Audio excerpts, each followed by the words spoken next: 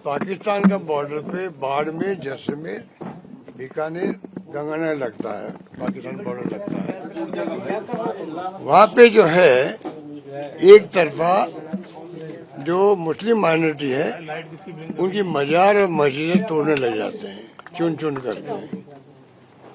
वहाँ अगर मंदिर भी है और कुछ है तो कोई नहीं परवाह करते। अगर कोई हिंदुओं नहीं मालूम मजार पे वो अपना इबादत करते हैं, हिंदू लोग भी, क्योंकि पाकिस्तान का बॉर्डर आता ना, वो बॉर्डर है जहाँ 30% ज्यादा मुस्लिम रहते होंगे। आजादी के पहले और बाद में दंगा छोड़ दीजिए, आपने तनाव भी नहीं होगा, कभी टेंशन भी नहीं हुआ आपस के अंदर, इतने प्यार मोहब्बत से रहते हैं वहाँ की पब्लिक। वहाँ पे अब अचानक ही जो ये तोड़फोड़ कर दो एक तरफा।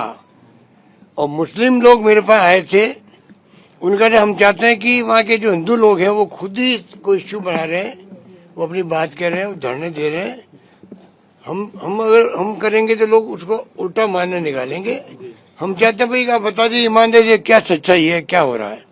आज कोई नेशनल हाईवे निकलती है तो एक लाइन खींच जाती है, इसके बाउंड्री में जो आएगा वो सभी हटाने पड़ेंगे हमें, एनक्रोचमेंट, या एनक्रोचमेंट नहीं है तो बिल्डिंग है, होटल है, कुछ भी है, तो हम नेशनल हाईवे 6 लेन कर रहे हैं, 8 लेन कर रहे हैं। समझ में आती बात। वहाँ पे ऐसा कुछ नहीं है, वहाँ तो चुन चुन करके आपने उनकी मस्जिदें और तोड़ी है। बताइए आप। अब प्राइम मिनिस्टर आए हैं परसों, मोदी जी 4 तारीख को वहाँ पर, तो ये देखे प्राइम मिनिस्टर आएंगे, कहीं ऐसा कुछ बवाल नहीं मच जाए, तो 4-5 दिन पहले खुद ने बंद कर दिया तोड़फोड़। अब वहाँ के लोगों में भय पैदा है, अभी तक भय व्याप्त है कि प्राइम मिनिस्टर आगे चले गए हैं, अब कब वापस शुरू कर सकते हैं, तोड़फोड़ शुरू कर सकते हैं।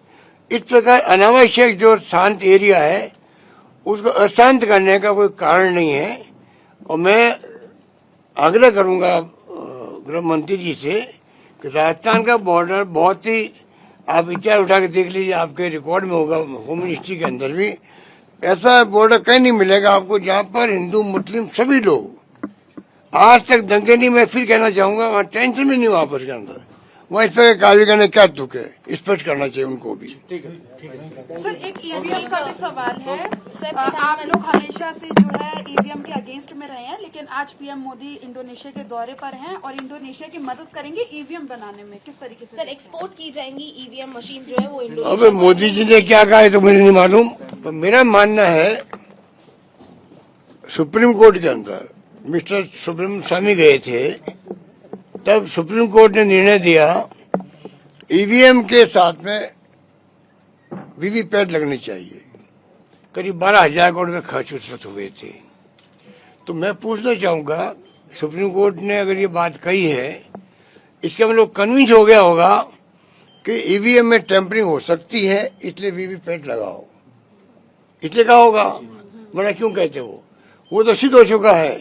उसके बाद में भी ये ईवीएम चल रही है।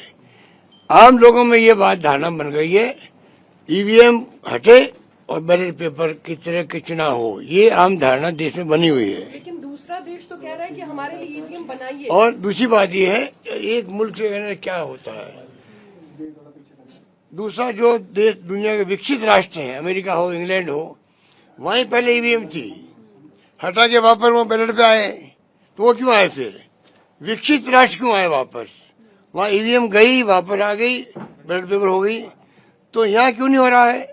ये क्वेश्चन मार्क बहुत बड़ा चिन्ह लगा हुआ है सरकार के सामने। सरकार को पहले अडवाणी साहब बोलते थे तब तो चुप रहते थे, अब हम बोलते हैं परवाह नहीं कर रहे हैं। तो मैं चाहूंगा ईवीएम समाप्त करो, आओ वापस, अगर दम है आइए मुकाबला करेंगे आपसे हम लोग। अब आप गुंडागिर्दी कर रहे हो, बंगाल में क्या हुआ है, गुंडागिर्दी में क्या हुआ है, ऐसा तमाशा होगा तो डेमोक्रेसी रहेगी क्या? लोकतंत्र कहाँ बचेगा? आपको मैं कहना चाहूंगा, पूरे देश को आपके माध्यम से, युवा पीढ़ी को भी, इतिहास माफ आपको भी नहीं करेगा अगर चुप रहे तो। अभी देश में डेमोक्रेसी खतरे के अंदर है, तमाशा देख लीजिए बंगाल का, बाकी तो हरियाणा में क्या हुआ, महाराष्ट्र में क्या हुआ, लंबी कहानी है। ये तो अभी हाल ही में हुआ है, हॉर्स ट्रेडिंग करना, 80 एमएलए से 60 एमएलए अलग हो गए, 28 एमपी में से 20 एमपी चले गए टीएमसी के, शिवसेना के 6 लोग चले गए एमपी।